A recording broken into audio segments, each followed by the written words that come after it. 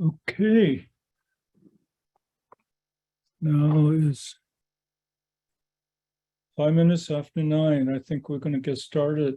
So good morning, everyone. How's everybody? If you can turn on your speaker and just say hi to everybody.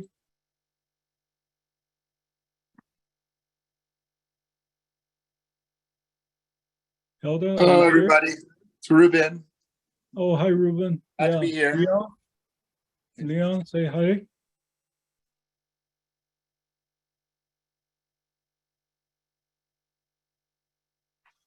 So today is March 16th. What do you think about the market? You know, we had a very trying time in Silicon Valley, especially with last weekend's Silicon Valley Bank debacle. Glad that the market is recovering and stabilized. But I just want to hear what your thoughts. What do you see in the marketplace? How this is going to impact real estate? Is it going to be going up or going down? What's going on in your world? Anybody care to share? I'm sorry, can you ask again? I just Yeah, no problem. I'm just wanted to invite everybody to share what they feel about the market. We're seeing a very trying time in the marketplace. There's a lot of liquidity issues, and the Silicon Valley Bank is definitely on top of my thoughts. So, what are you seeing in the marketplace, Julia or Sarah? What do you think? I'm Julia. Yeah, I just want to I get some needs from open house. Then I follow up to try to make appointment with them, and I get more they respond to me. They said right now we are not good time to buy, and so I don't know why they want. I didn't ask them why. So yeah, we're going to talk a little bit about that. But I just wanted to open mic for a couple of minutes and see anybody has any opinions about the market and what kind of challenges you have or what kind of suggestion you have. So Raymond, some of the challenge I have we have a very good conversation with the people who come in open house. They give me all the information and their phone number and email, but then to follow up, like they not pick up the phone, or one of them pick up the phone and say, "Oh, I'm so sorry, I'm driving right now. Can I call you back?" And say, "Sure," and then not come back, and then I keep calling them, and then they also not pick up the phone. So that's one of the challenge I have right now. Okay, so people are not returning your calls. Okay. Anybody have any other feedback or feelings? I have another one. Yeah, go ahead. Is so how to say someone is a buyer want to buy house on the make offer, but they want to play low ball. Right, they want low ball. Yeah, and very low. It's hard to believe. Oh, so wow. It's really hard. It's a single family house. He want to make offer like a condo. Oh my God! So I don't know how to deal with that. Yeah. Okay. I will share with you my thoughts in a couple of minutes. Buyer not returning phone calls, and buyer wants to make a low ball offer. Any other challenges or feedbacks? Good morning, Raymond. This is Brishali. Brishami, hi, how are you? Brishali, I'm good, thank you. Raymond. So yes, definitely the SVB closure is on top of few of the clients because of the many startups. They had their funds in SVP and their paychecks. For some, they were not sure what will happen to their liquidity. Mhm. So that is one reason a few of the clients, they are holding back because of the uncertainty in the market. Right. They have job, but they're not sure about their paycheck, how that will be handled. Okay. Yeah.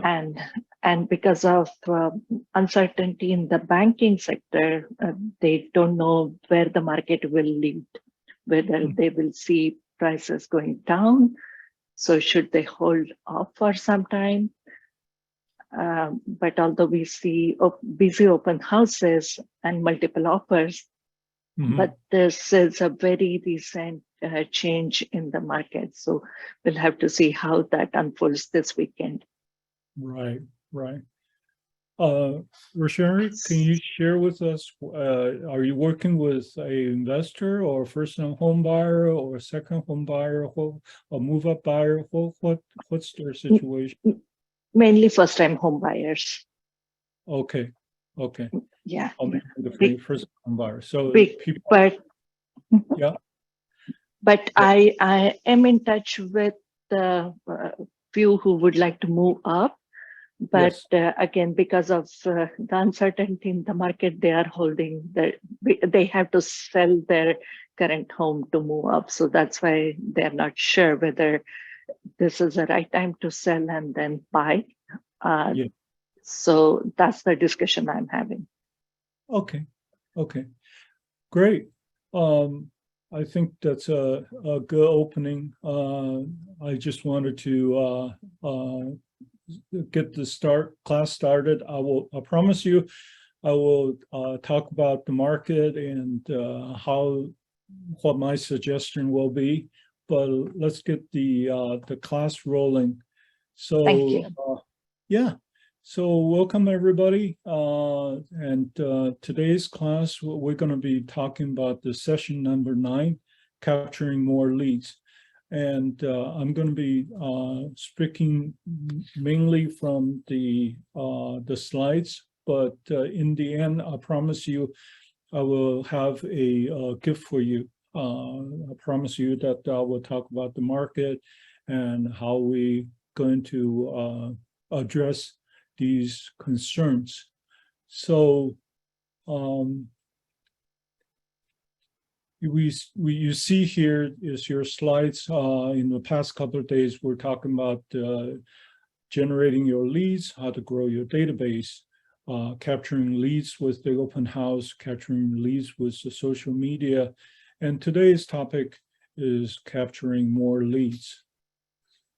So we want to start thinking about what you want to learn today, and also think about what kind of questions that you might have and what would you like to talk about. I'm pretty confident that everybody's feel the uncertainty on market, but we just wanted to cover the basic, because this is in that class, and in that class is addressing the fundamental questions. How do you become effective and powerful real estate agent even in an uncertainty market like this? So I will start with the quote from Gary Keller. He says, "You love people, but at the same time, you haven't yet learned to love hunting for them." So this class is about loving the lead generation, how to hunt people who are ready, willing, and able to buy in the market today. Okay, so in this session, we will learn more source for leads so that you will never run out of leads and you will love hunting for leads. And our objective today are twofold. Number one is to gain a deeper understanding on how to create and disseminate lead generation messages. And number two, be able to expand your referral strategy. So by the end of today's session, you would have an opportunity to choose your 4 top lead generation sources and laid out a strategy and timeline to generate leads from these sources. So as we say in Keller Williams, everything that we build is based on the model and the system. So naturally, there is this very simple system for capturing more leads. And this is the system that we're going to be talking about today. On this, Gary Keller says, your number 1 job is to find a way to get in the path of motivated buyer and seller. And the other way to say it is that there's always someone who wants to buy, and there's always someone who wants to sell. And our job is getting in the middle and bring them together. Okay, so this is the essence of a real estate brokerage. So you need to remember your number 1 job as a real estate agent is finding these buyers and sellers, regardless what the market is going down or it's going up. Our job is to find the leads. So in the lead generation, there's always you need to be very purposeful and intentional. And in this slide, the system will help you make your lead generation more purposeful. And we call this message a method of your lead generation. There are 2 M's. So you may follow along and read your participant guides. Okay. Now, it's about number 1, the message has to match the market, right? So what we're seeing a very uncertain market.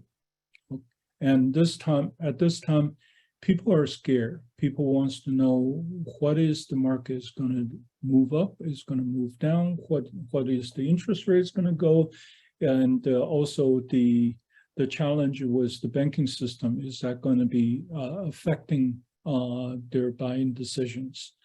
So you have to have a powerful message to encourage them to make a decision in today's market, and that has to be relevant. You cannot say to them, hey, the interest rate is going up and don't worry about it, just go ahead and buy. Okay, you have to have something that is deeper than that, because they're not going to buy into what you say to them. Okay, and my suggestion is that really keep track of your market, keep track of what is going on in the actual sub-market that you are working in, whether it's Fremont, whether it's Sunnyvale, whether it's Cupertino, whatever the market is. You can use the actual statistics of that market and talk to them about the facts in the market, and do not let the media headlines to sway them to think one way or the other. Okay, but for the seller, you say to them, yes, we're seeing there's a lot of scary headlines in the media, but let's take a look closely about the home price in your market area. Is it going up? No. Is it going down? No. Actually, the market is pretty stable. And look at the inventory. We have very few inventories. And if you're concerned that you want to protect your equity, maybe this is a good time to sell. Sell now, keep your equity, and find a home when the market goes lower. This will be a good message for the seller who's looking to move up, because they think, hey, if I can sell high and I can buy it when the market goes down a little, it will be a good deal. Why? Now, if you are working with a buyer, look at the buyer's situation. Okay, you say, yes, the interest rate is going higher. However, I can find a home for you that has a special interest rate program. I can find a home that seller offer secondary financing. we can work on the deal that will provide seller financing and maybe a seller buy down to cover your extra interest rate costs. And if we can do that for you, would you be interested in buying? Okay, I know you need a home today. I know you want to be a homeowner. Let's start building your equities, and interest rate will come back down again in a couple of years, and you can do a refinance because mortgages are you can always, there's no prepayment penalties. The mortgage you can always refinance when the interest rate is lower. So there are different approach and there's different steps in speaking to your buyer and your sellers. You need to have all the knowledge and facts and present that to them. I'm not saying that you have to, make adjustment or fudge your conversation, but I want you to have an honest and transparent discussion with your buyer and seller. Tell them you understand their concern. You understand we have a very uncertain market, but at the same time, educate them with facts. Okay, so the message is very, very important. Anybody wants to jump in and have a aha or feedback? Sorry, I have a question. Like when you say, if you see a seller and you tell them like, oh, it's good to sell now, and then when the market slow down, you can buy later when the price is not too high, then you have a deal on it. Then where they're gonna live when they sell? They need to go rent. That's a really good question. So Sarah, let me have a conversation with you. Let's just role play a little bit. Think about your seller situation. I'm your agent, and I'm just going to ask you. Hi, so Sarah, you're saying that you're thinking about selling, and where are you planning on moving to? We plan to move to some neighborhood that have good school, but we're not in a hurry, so we're just looking. Okay. So what would be an area that has good school for you? Is it in Saratoga, in Los Altos, in Cupertino, or what area are you thinking about? I mean, I'm open to them. Like as long as in Bay Area I have good school, then I'm okay. Okay. So right now, you are living, let's just assume, in South San Jose. Okay. So you're living in South San Jose, you feel that the school is not good enough and you want to pick a better school, right? Yes. Okay, great. So Sarah, let's talk realistically. How much do you think the price has come down in your area? You mean for now?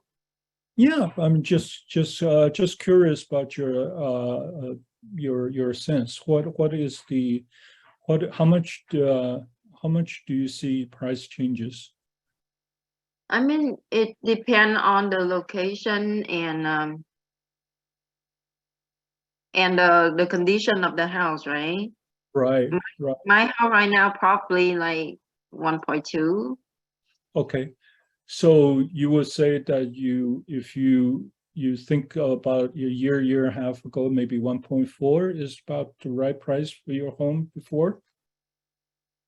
Well, before that, when we bought this home like long time ago. Okay. Sarah, let me pause and for the sake of time, I'm just going to use the 1.2 numbers. So let's say if the house was at the peak of the market, like 2021 is 1.4. So right now it's 1.2. So we're talking about maybe 10% drop in the market. Okay. I see. Okay. So 10% drop. And let's say if you're going to Cupertino, the average home price in Cupertino is 2.5 million, right? Yes. Okay, so this is what I will say to the seller. Mr. and Mrs. Seller, okay, your home has decreased maybe 10% in value, and that's about maybe $200,000. But let's look at this home in Cupertino, okay? They have also depreciated in value, okay? And in maybe not right now, but in a year or so from now, they will come down about 10%. And what is the 10% of $2.5 million? Yeah, 250,000. Yeah. Right. So for your home, you have lost 10%, about $140,000. But when you buy your home in Cupertino, you will gain a equity of $250,000. Now, that's what I'm proposing. If you sell now, hold off for maybe 6 months to a year and buy a home in a more expensive home, you will be making money by instead of waiting, because the market goes in the same direction and the same degree. Do you understand what I'm saying? Yeah, but like we don't know where to go, like when we sell it. Okay. Okay. Is how old are your kids?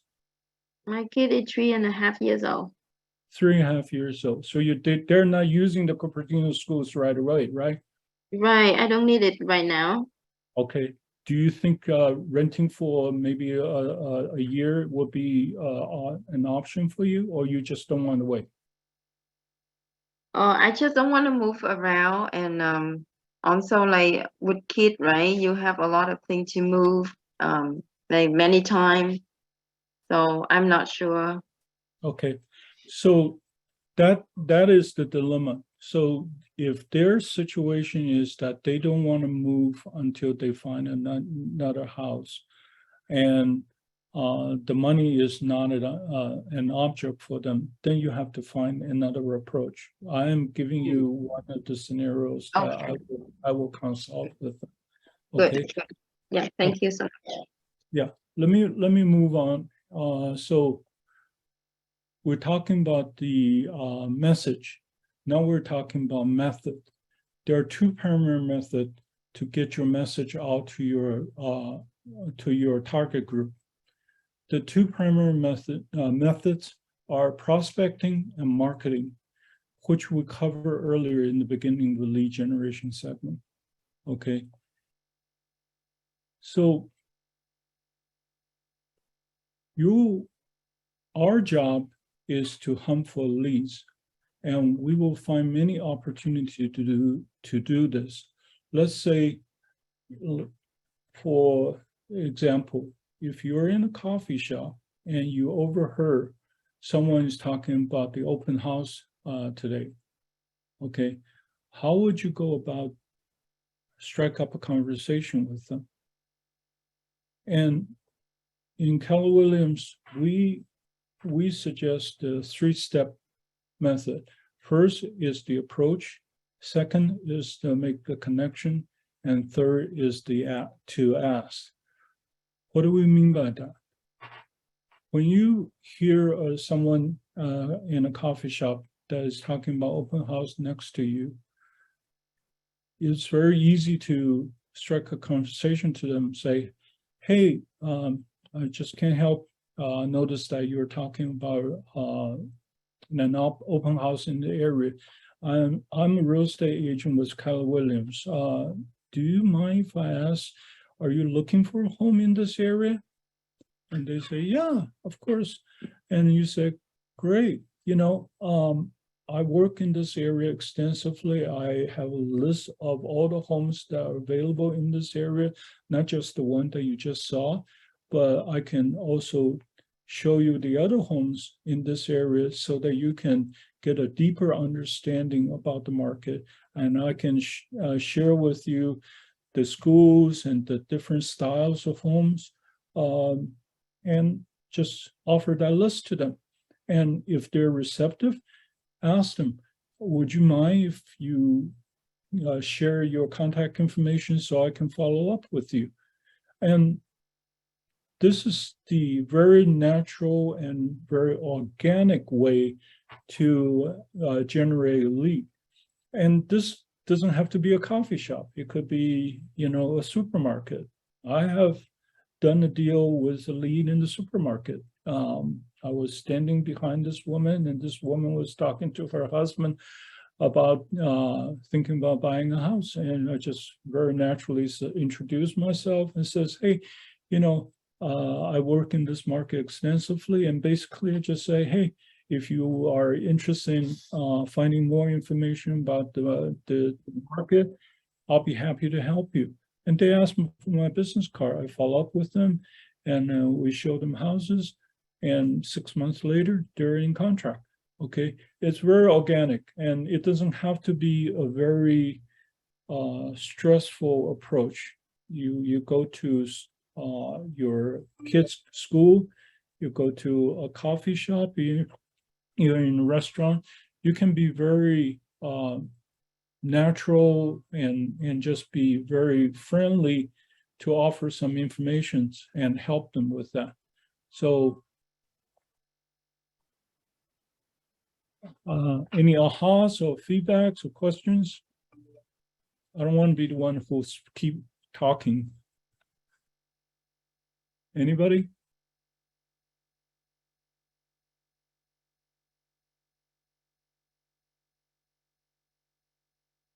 Okay, So when, yeah, go ahead. yeah. So it's very helpful to put words to the process. That way, what are the different steps in the process? That's approach to ask, because very organically we do it, but we many times forget to ask. But when we have those specific words in front of us, we do not forget the process. Yeah. I would say that number one thing that you have to train yourself in a conversation is to ask questions. Okay. We as a human being, we tend to overwhelm other people with our opinions. Right? They say, "Oh, the market is down." Yeah, I see that happening. Yeah, I read this. I read this on New York Times. It's terrible. The Silicon Valley Bank. I think the whole economy is going to tank. Blah blah blah blah blah blah blah blah blah. You just keep talking. Number one thing is to get into other people's head. You want to stay out of your own mind and get into other people's mind and find out what really they're thinking about.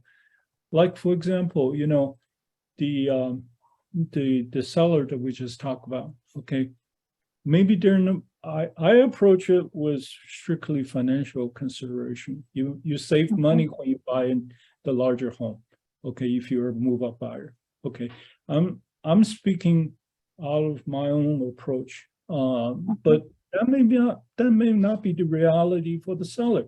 They may want to buy a home because they need a larger home. They're outgrowing their home, or they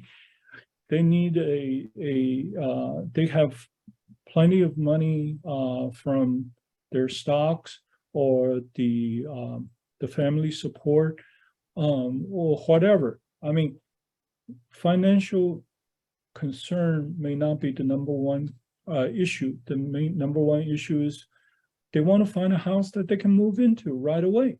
Okay. And I have to get myself out of my mind to get into their mind. So I have to keep asking questions.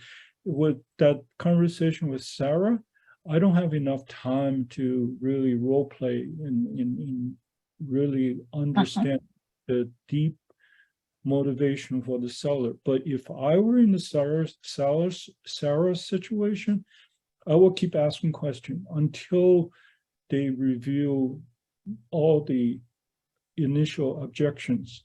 And then I find out, hey, this is what they're really thinking about, not just what I think they think about. You see what I'm Okay. saying? Yes, yes. I think that's pretty good because last time when I saw that real situation, I just say like you say, okay, like at the beginning, okay, yeah, sure, let's keep in touch. And I did a deep down in like what is the reason and to see what is their view. Yeah. Yeah. I tell you, Silicon Valley, everybody is very intelligent and they're very time conscious. They don't waste time to talk to a realtor. Okay. If they talk to a realtor, there's something that's driving their decisions and driving them to talk to you. Okay. So if you don't ask enough questions, that means that you're scratching the surface. You're not really having a conversation yet. Any time that you run out of things to talk to them, always resort back to the number one issue. Why are you doing this? What are you thinking about? What is it that you want to achieve? Okay, ask more questions. That is the simplest way to get yourself out of a bind, and simplest way to handle objections. We will do in other classes about the objection handling, and I can tell you from my experience, the best way to handle objection is to ask questions. Instead of talking and telling them, hey, you should not think this way. No, ask questions. Why do they ask questions? Why do they want to know about this? If you ask enough questions, you will handle their objections. Anybody else?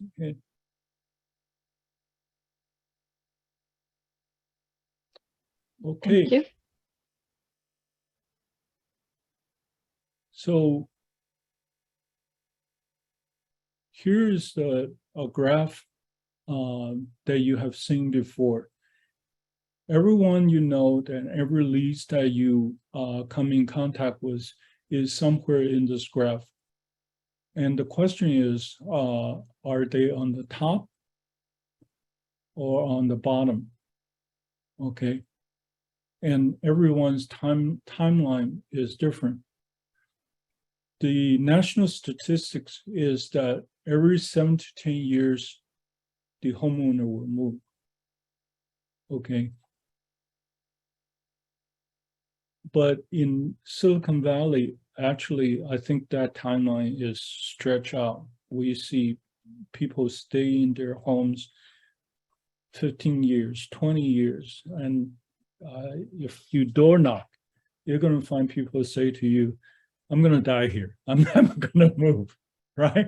I mean, this is a very common response that I hear. Okay, so how do you stay in touch with people, and how do you come across as a support for their needs? Because unless you really ask a lot of questions and build a rapport with them, you really don't know where they are on this timeline.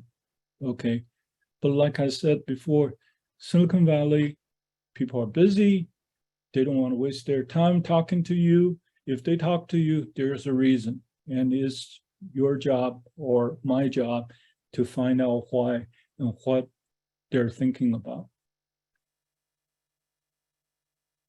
And I'm going to come back to this graph and talk to you toward the end of this class, how you can maintain a relationship during that span of 10, maybe to 15 years between they move from one home to the next, because we all know that we have to stay in contact with these clients, but I find it very, very intrusive to keep going back and asking them the same question. Are you moving tonight? Are you thinking about moving today? I mean, that's very intrusive. So it's not a good way to maintain a relationship. So we also talk about this graph. There are two methods of making connection with people. One method is prospecting, and the other method is marketing. And the differences is with the prospecting is very time sensitive, is very proactive, it's very time sensitive, very proactive, and you get immediate results. Okay. And marketing is less time sensitive. It takes a long time, is passive and money intensive. What are we talking about here?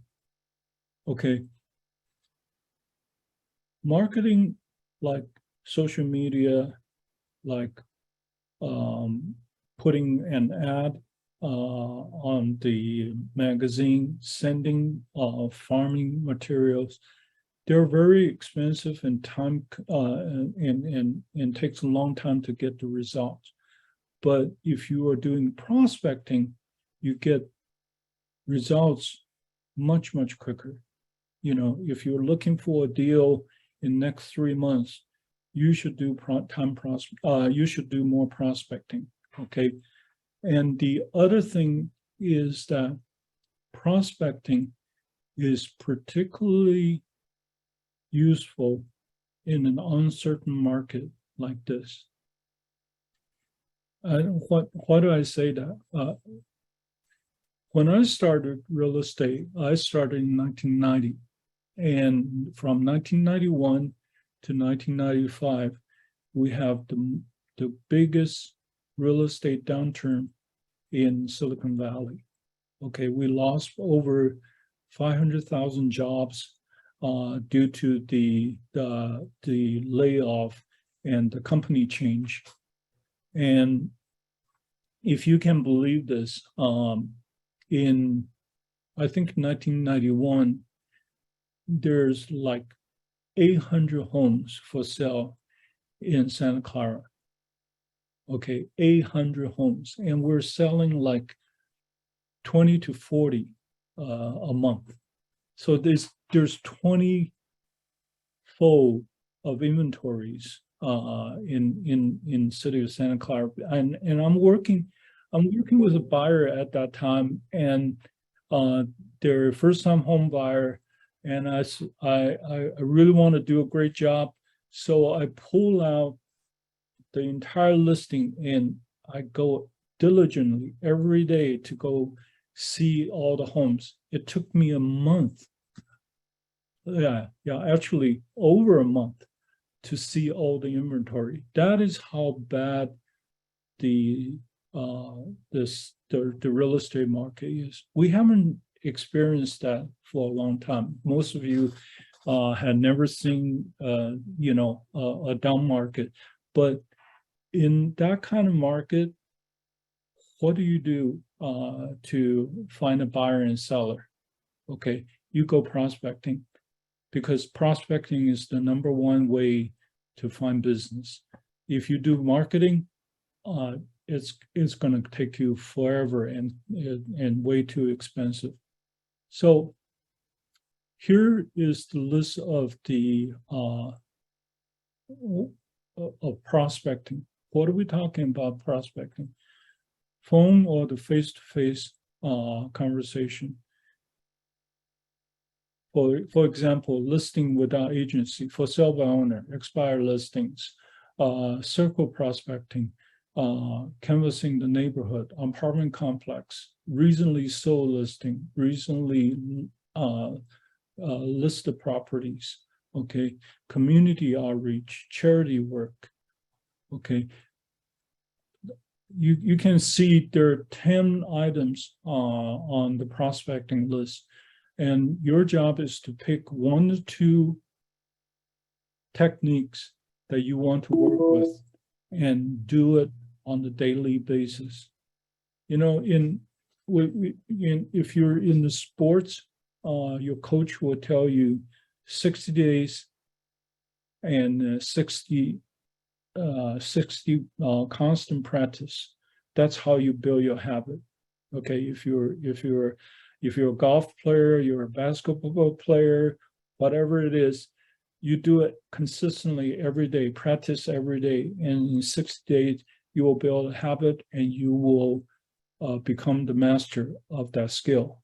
Okay, so for prospecting, the list here, I'm not suggesting that you do it all of them all the time. It will be exhausting. I mean, you don't have enough time, but just pick one. Okay, if you're going to do door to door, okay, do it every day for 1 hour and do it for consistently for 60 days. And then you build a habit and you feel very comfortable. This is going to be your part of your daily routine. And if you're going to be prospecting expire owners, do the call every day for 60 days. Okay, this is the way that you build your business and you will get immediate results. Okay, you don't have to worry about not finding buyers, not finding sellers. Seller will come to you and buyer will come to you if you do it consistently. Okay, aha, questions, feedbacks, anybody?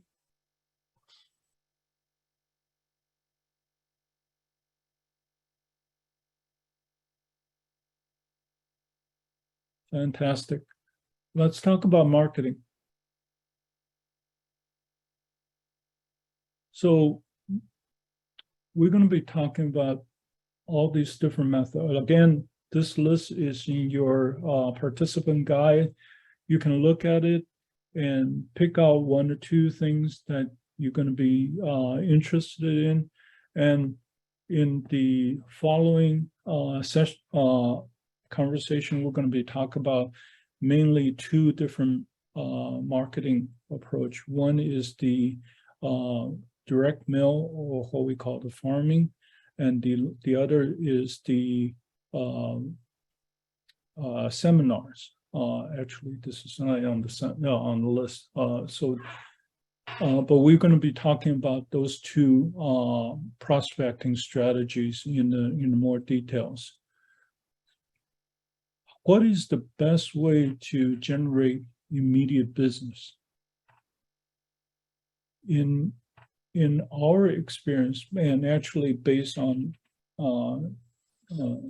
Gary Keller's research, the best approach is to do both. You do farming, okay, at the same time you do door knocking, okay? And if you have a listing, you do open houses, but you also do door knocking, okay? And if you're doing networking, you're contacting your sphere and you're talking to your past client, but you also expand your contact list to the social media and through other agents. So it's never one or the other. You cannot say, oh, I'm only do marketing. That is the wrong way of thinking. I only do prospecting. That's one way of thinking. You have to do both at the same time.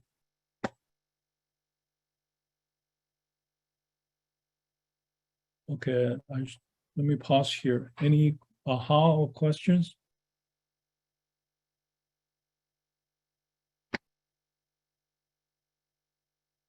Guys, this is yeah. Go ahead. Yeah, so definitely prospecting, the list that you have mentioned is something, we only consider few of the items that come up in the mind, but looking at the list, yes, this is expensive and there are different ways of prospecting too, because otherwise it's generally we think about a circle prospecting or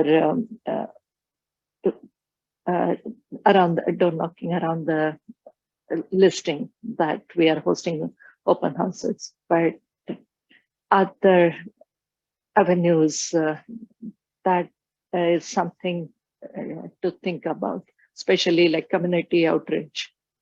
Yes, right? Community outreach. We live in, right. Yeah, Community outreach, especially if you have kids in the school, connect with the other parents and share with them that you are a real estate agent. It's very important, you know. Yeah, Don't ever be a secret agent. That's what I'm saying. Sure, that's right. So I just very true. No, so I just wanted to check with you. There is number 9. That's booths or kiosk.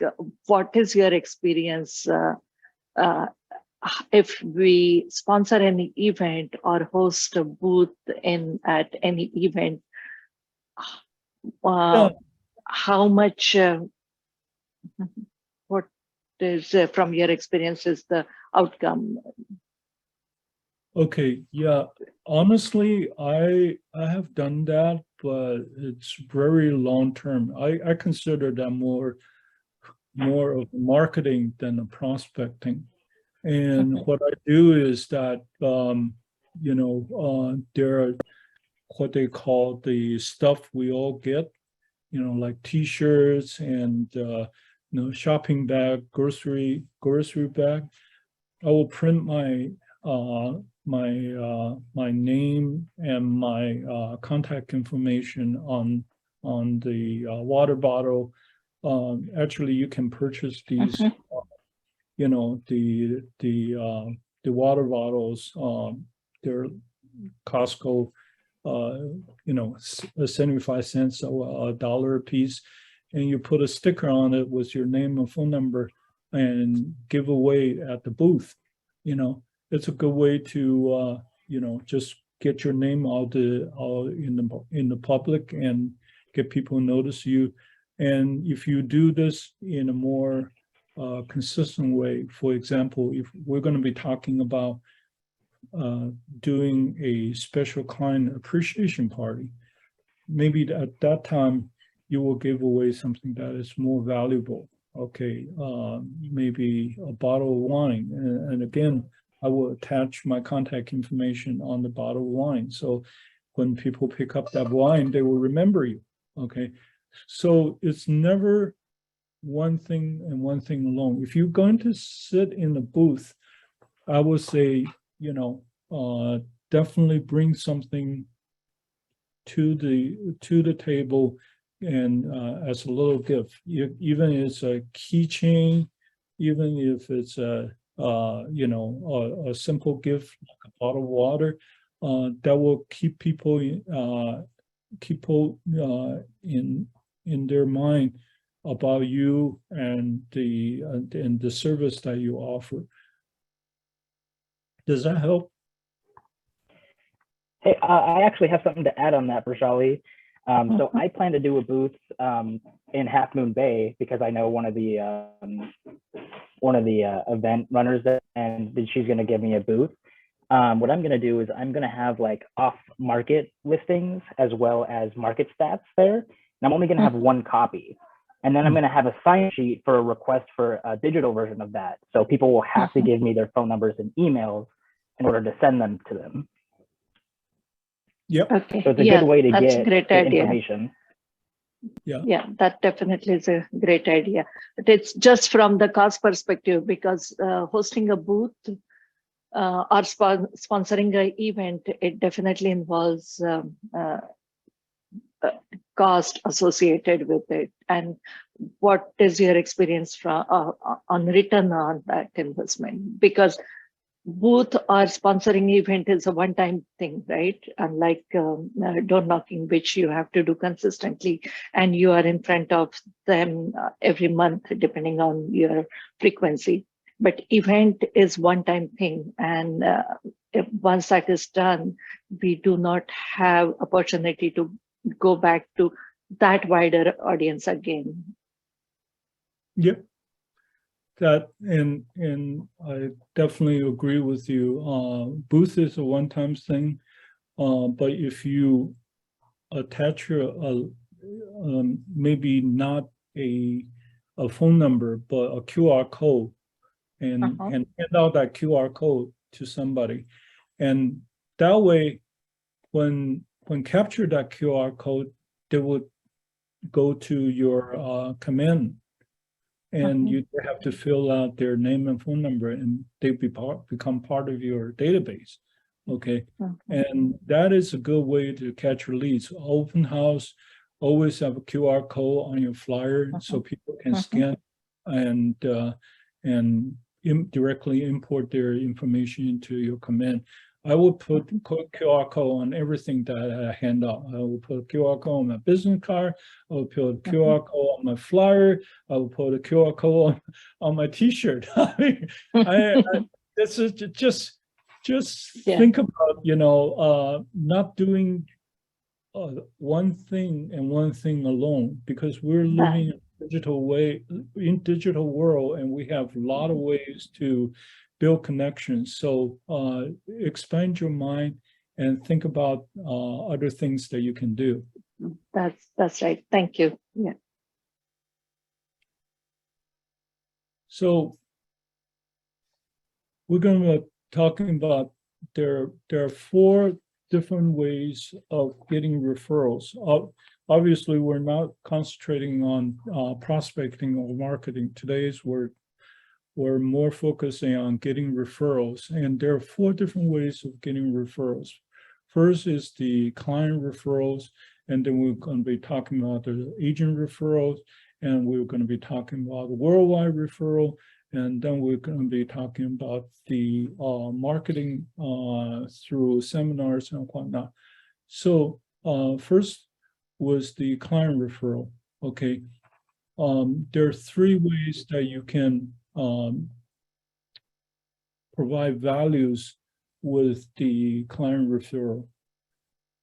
Here are the 3 ways: to share your KW ad, to share market statistics. If you go into a booth, bring a market report with you and just show people, hey, if you want this, scan the QR code, I'll send it to you in an email or text message. And if you have a vendor list, again, just don't give it out, print these things out and hand it out. You put your card on it, or you put a QR code on the list and says, if you want this list, I'll be happy to send it to you, but use the QR code and I will capture your name and phone number and send it to you. Okay, so always provide value. Okay, and there are other ways that you can provide values. What are these?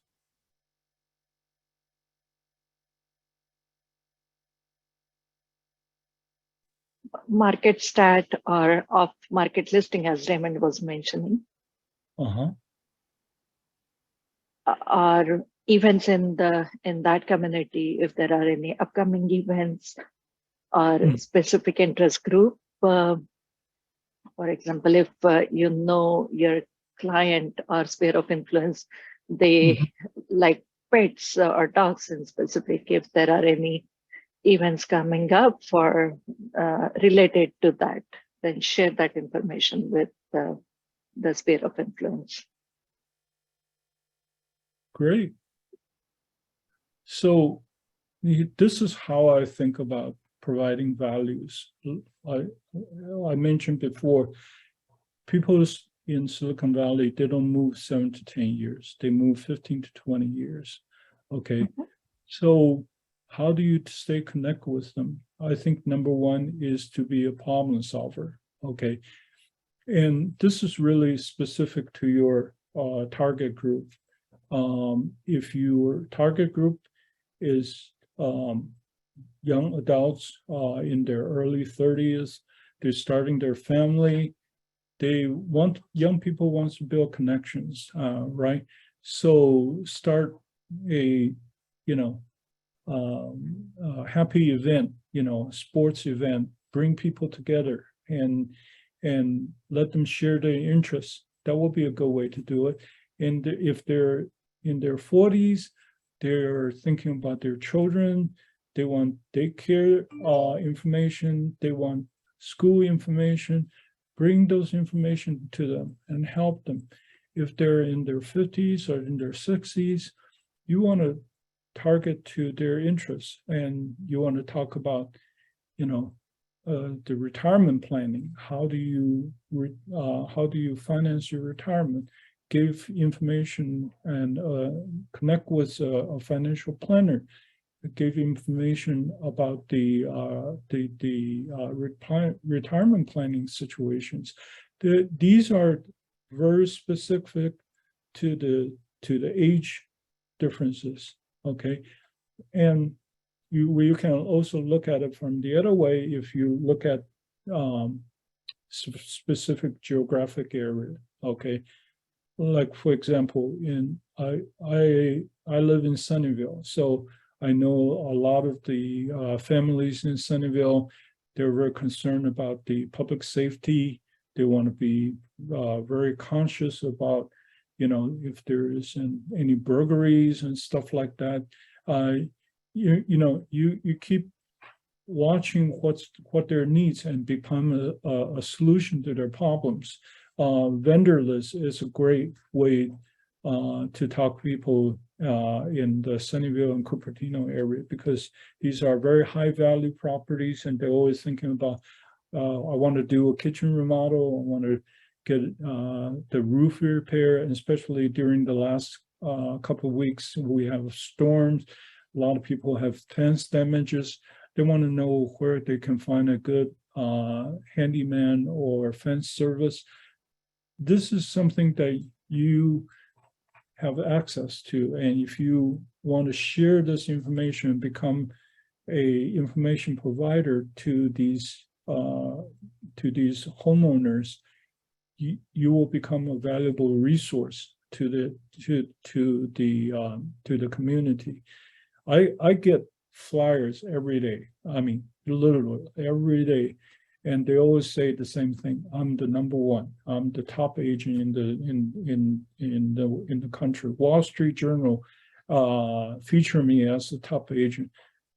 What do I care, right? I mean, it has no bearing to me. But if you advertise that you are a resource, you provide deeper understanding of their needs, and you become a problem solver, people will come to you. And they will remember you, and you build a relationship.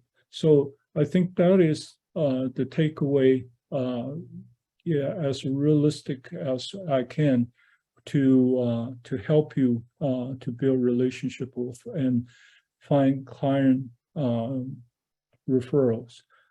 The second way I would say is to have a very high level of service when you're servicing your client. Okay,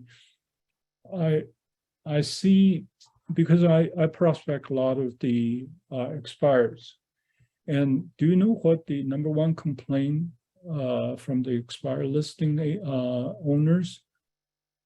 Their number one complaint is that my agent never called me. I don't know what they're doing. I have no idea. Okay, so if you have a listing, call them every week, give them this feedback, and tell them this is how many showings we have. These are the feedbacks from the buyer. What are their concerns? Is the price is the concern? Is the condition of the house is concern? Is the location? Is the smell?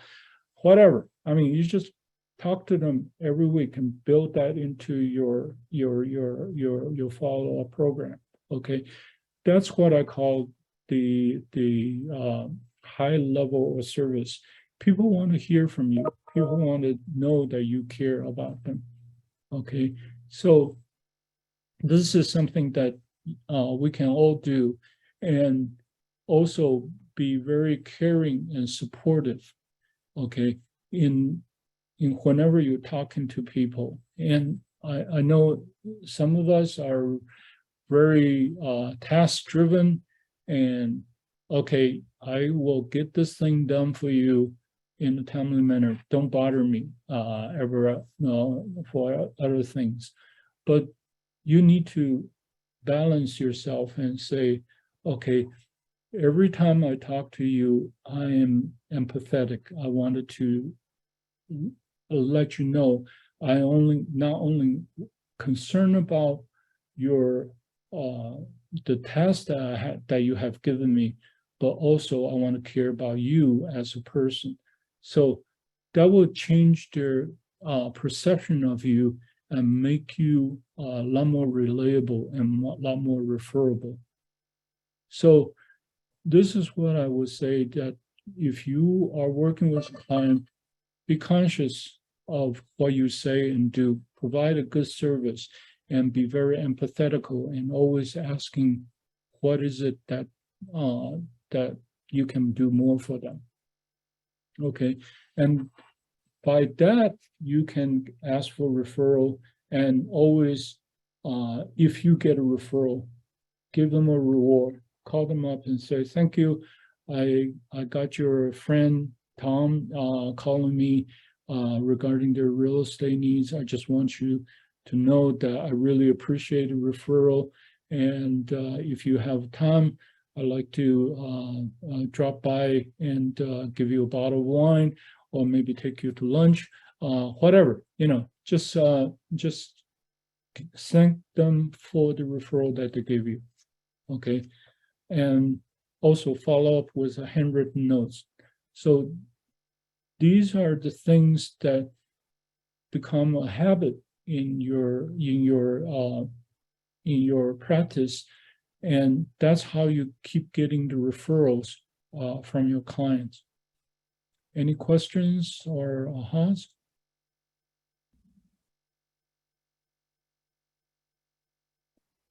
Okay. This is great. Thank you. Okay, I'm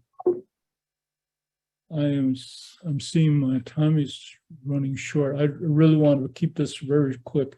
So agent to agent referrals. We talk about getting referrals from the clients. Agent to agent is not that difficult. Okay, if you work in a specific market in the office, you can tell the other agents that you specialize in that marketplace, and ask for a referral. I work in the Santa Clara Valley office, and half of our agents are in the East Bay. I personally don't go to East Bay that much, especially in Pleasanton or Oakland area. I don't go in there. I will refer those buyer and seller leads to the agent who works there.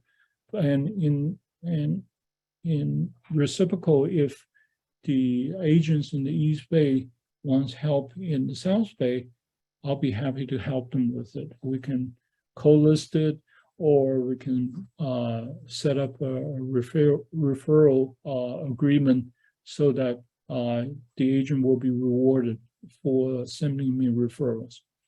The other thing is that if you go to the family reunion or mega camp, okay, you're going to meet a lot of agents from all over the country, and that is a great way to build relationship.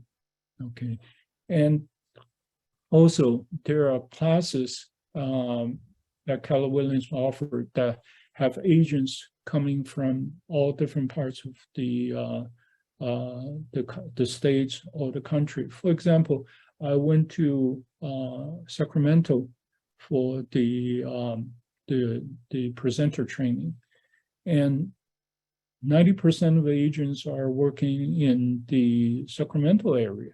Okay, I don't do Sacramento, honestly, but I know people who want to move to Sacramento. Now I have a great way to network with agents in Sacramento and tell them that I have a referral for you. And at the same time, I always remind them I will respect and expect a referral if you have a buyer for the Santa Clara area. So go to these classes, open the dialogue, and build relationship with other agents. Questions? Ahas?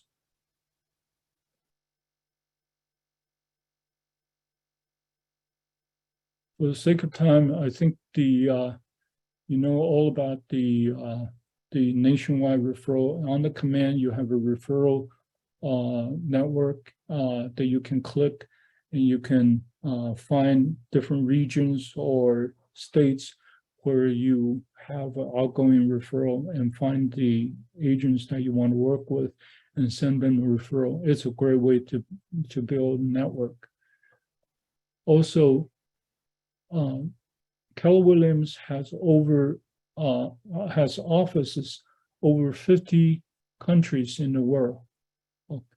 So I know for a fact that in Silicon Valley, many of us are from other parts of the world, and we have different language abilities. We have connection with those regions. And if you have a outgoing referral, you should contact the Keller Williams in that country and build a relationship, getting the inbound referrals as well. And the other thing is that I would say, always be generous with your referral fees. Okay, yeah, people will really appreciate that. One more area of referral is the business referral. And this is something that a lot of us don't ever think about. We're in contact with a lot of different tradespeople, okay? Contractors, remodeling people, home builder, handyman, so on and so forth. These are typical network that we work with, but in actualities, our practice touch on many different areas of people's life. Okay, if you have friends who are lawyers, who are in the financial service business, lenders, these are great relationship, and I would highly recommend you to build a relationship with these people and try to do a referral business. I know an agent in Los Altos, and her entire business is from the Call from 34. sorry. I know an agent from her entire business from estate sales. And she has been doing this for over 20 years, and she has built relationship with the estate attorneys during that 20 years. So whenever there is a probate, there is a estate sales, she is the #1 agent that these lawyers will call, and they keep feeding her business. I see, 15, 20 listings all over the South Bay areas, and that's basically what she does. Okay, but it takes a long time to build that kind of relationship and build a reputation, because probate is not a very simple matter. It takes a lot of in-depth knowledge about the estate law and the legal process. And so I would encourage you, if you are interested in that, take the education course and become a source of referral for that. The other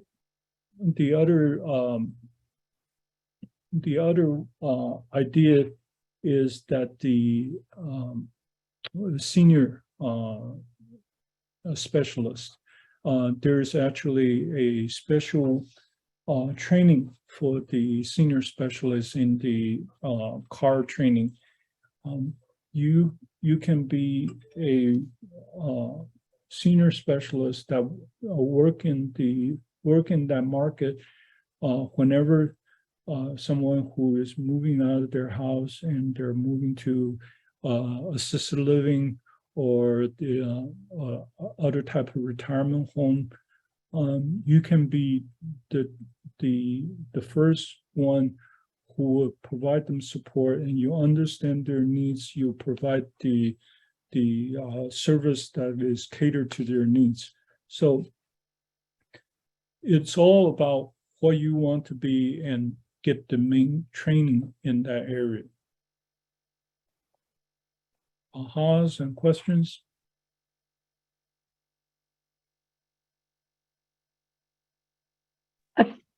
Quick question regarding senior training.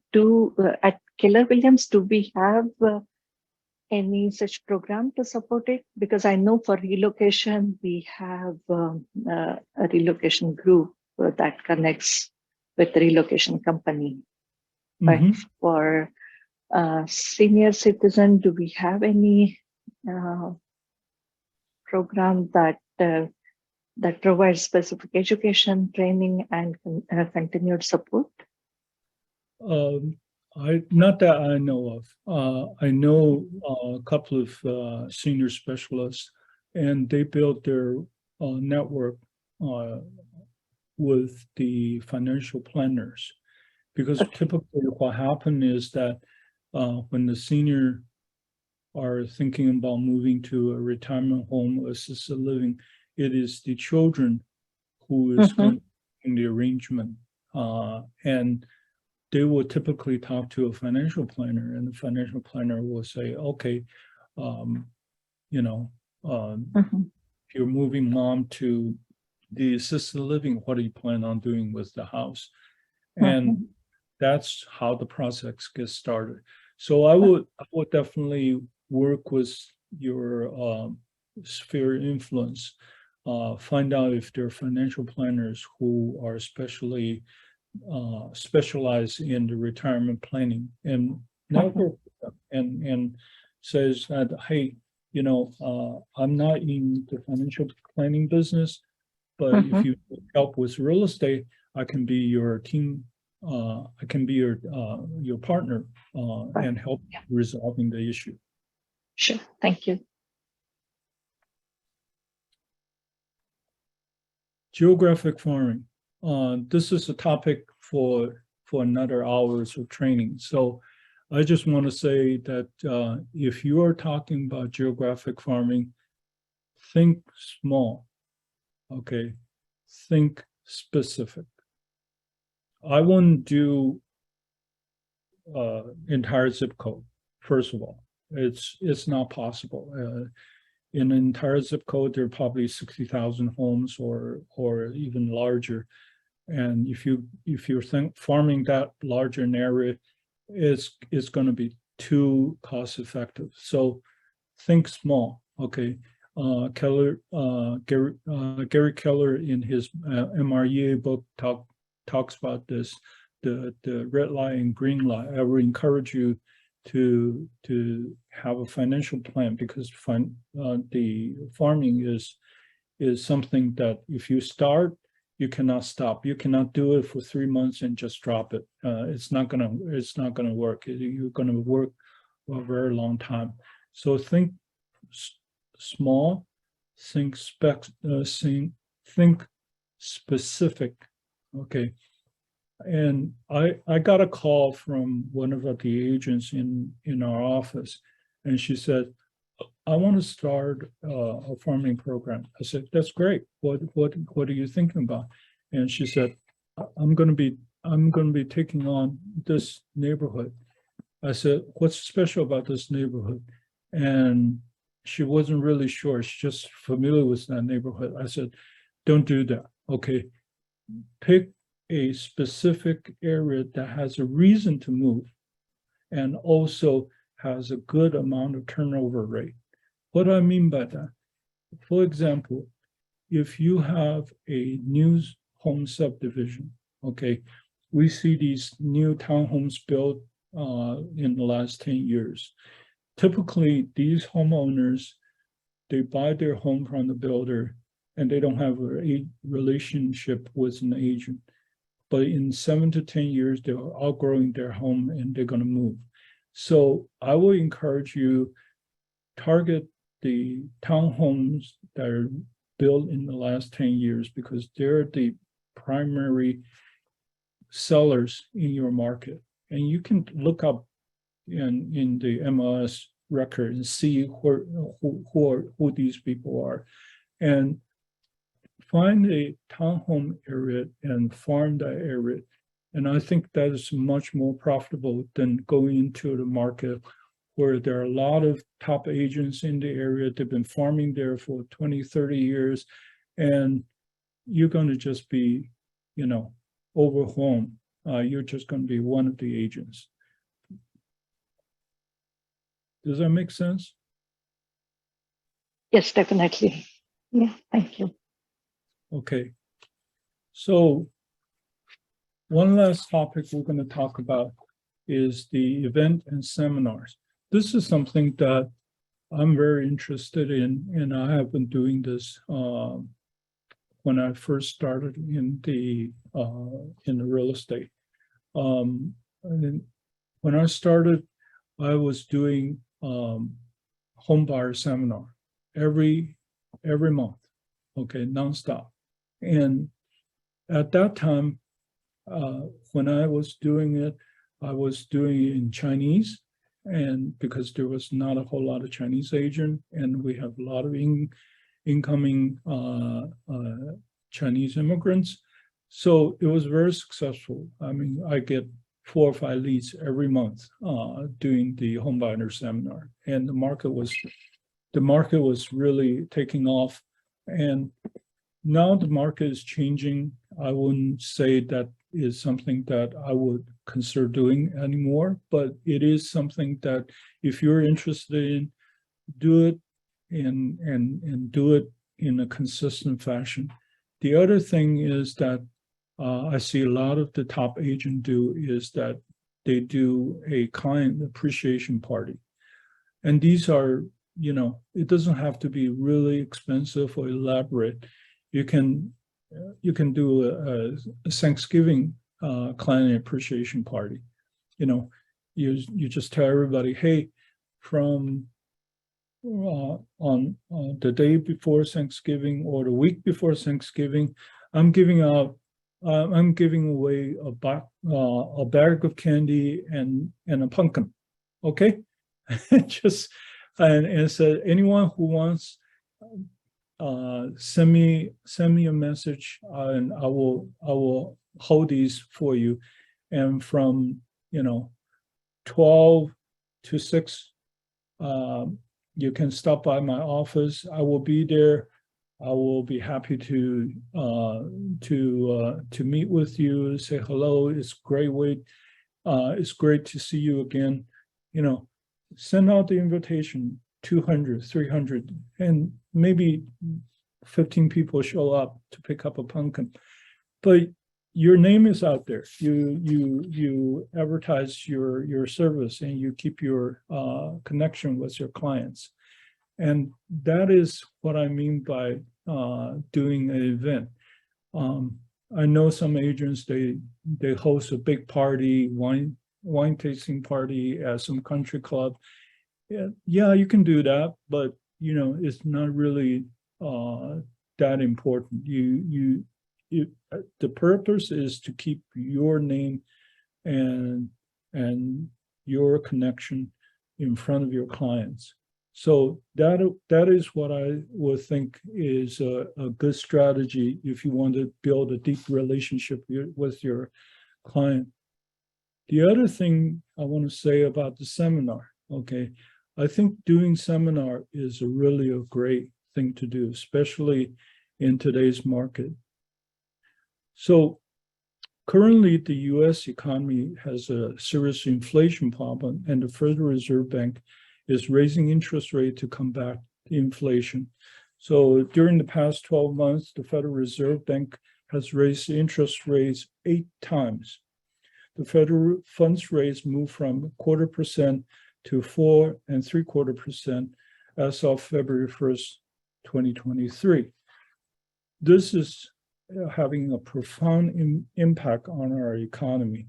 We're seeing companies start to begin lay off employees because economy is going into recessions, stock market crash, and we see tech stock drop value as much as 30, 40%, and sometimes even 70%. Okay. And if you're an investor and your money is holding 401k and the stock and bond, you may see your portfolio loss value as much as 40%. I'm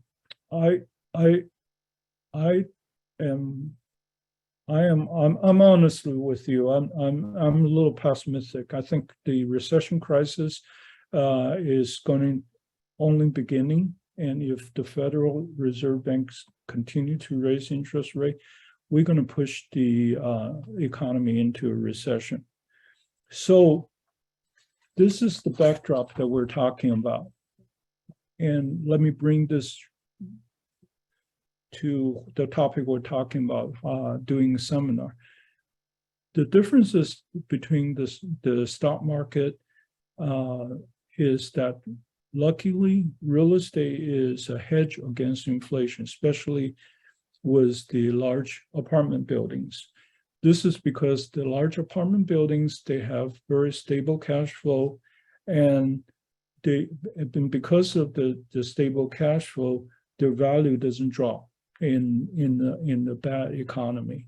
Okay, so if you're talking about 20 to 100 unit apartments, most likely these apartments or financing these apartments will not be a problem, because the bank is looking at financing the apartment not based on the individual owner's asset, but looking at the property to do the financing. So if you have a buyer or an investor who is thinking about investing, I would do a buyer seminar for the investors. And who are you going to be targeting? I always suggest that you target the buyer seminar for the business owner, high net worth individuals, doctors, and maybe rich retirees. These people typically have a very deep understanding about the economic trend. They know how to run a business, and they understand the language of finance. And in a time like this, they want professional advice, and they will often work with a team of financial advisors and lawyers to evaluate the investment opportunities. So what are the strategies that these investors are looking for? There are typically 4 different strategies that they're looking for. Number 1, how to build wealth.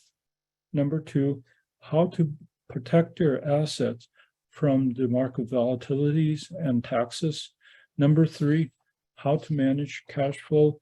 And number 4, how to leave a legacy. So if you want to do a buyer seminar, you have to cover these topics. And typically these investors, they will ask a couple of questions. Okay, number 1 question is about the valuation. Is the market value going up or going down? What is the cap rate? What is the internal rate of return? What is the cash on cash return? What is the market rent? What is the vacancy rate? These are the questions that you have to have a very deep understanding and be able to answer at the top of your finger, okay? The other question that they ask is about tax management. If you do any transactions, you will know that almost 50% of your profit is targeted by the federal government for the taxation. So how to avoid taxes, how to manage your taxes, that's become a very important topic that you want to discuss. And with a large commercial building, you need to work with probably multiple investors. How do you form a legal entity? Is it going to be an LLC? Is it going to be a C corporation partnership or tenancy in common? These are the questions that you should be able to answer for them. The other question is about financing. Okay, with a commercial building, you're going to be not only talking to the bank, because bank financing is typically very cheap and very accessible. However, if you're talking about large properties, you will be looking for alternative financing source such as insurance and maybe Wall Street. Okay, so you need to build these kind of relationship with the lender and find the financing source for them. And lastly, the property management. okay, they will need you to find a good property management company to help them manage these properties. So this is the idea that I wanted to offer you if you're thinking about doing a seminar, because in time like this, the real buyer would not be the first-time home buyer or the move-up buyer. The buyers are the investor who are looking for a good deal. And the first question is, do you have a good deal? And the second question, how can you help me? Okay, and you have to have a deep understanding about the market. You have to have a deep understanding about all these areas and the topics, and so that you can offer advice for them. And typically what I would do is that you will partner with the lawyers, private bankers, and financial advisors, and you will host these events mostly in a specialty restaurants or maybe in country club, and the attendees will be by invitation only. Now, I know I'm talking a little bit in advanced topic, and I just wanted to share with you because I'm also part of the KW commercial, and this is what we're seeing the marketplace and how the shift is going to happen, and I think it's going to be very, very profitable opportunities if you are interested in or working in this market and be able to offer your assistance and expertise to help these investors. So with that, I think I used up most of my time. I just wanted to open the floor for any feedbacks or questions. Thank you, Raymond. It was very informative, definitely.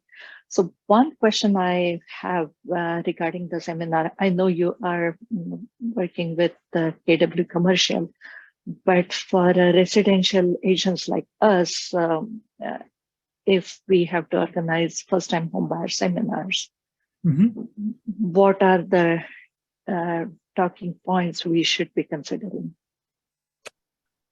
I would say that, give out specific information about your market, really dive in to your market and offer factual information. Okay, if you're talking to, this is what I would do if I'm talking to a buyer. Okay, whether it's in a one-to-one situation or doing a seminar, I'm not going to talk about what all Wall Street Journal is talking about. I'm not even going to talk about, Mercury News or San Francisco Chronicle is talking about, because newspaper, they thrive talking about bad news. Okay, they sell their paper based on bad news. Oh, the market is going to crash. Oh, nobody's going to buy. Well, we know that's not true, at least not true in every market, right? So I would say, do your research and be very specific and do the presentation based on fact and give factual information so that people can really get value from the information.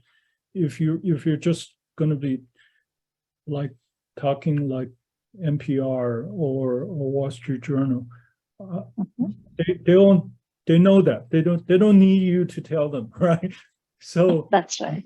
Yeah, you need to be very, very specific. Similarly, if you're doing a seller seminar, okay, very, very factual. I would dig deep into the data and do your own analysis and tell people what is exactly happening in our marketplace. I'm talking to different group of agents and talking to different buyers and sellers every day. And I found that, 99% time, if I'm presenting facts, not the headlines, not the Wall Street Journal stuff, people will listen. But if I'm just talking very generally, oh, the interest rate is going up, the market is going to crash. Hey, who needs you, right? They already got that information. They don't need you to tell them. So I will definitely do your own analysis and present facts and try to distinguish yourself. Yes, definitely. Thank you. And coming back to the topic that we started with about the impact of SVB on our local market, you were going to provide your take on that.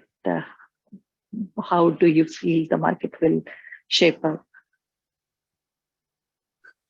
I think we are seeing the beginning of the recession, to be honest with you. Yeah. I know most of you never experienced a recession because in the last 10 years, we have a very loose Federal Reserve policy. There's huge amount of liquidity in the market. People are, basically accustomed to having lots of money. But we're going to see the Federal Reserve taking out a hammer and really trying to drive down the inflation. And that will suck all the liquidity out of the market. And as a result, people will feel the pain. They see their stock portfolio crash. They see people are getting laid off. It's going to have an impact on the real estate prices.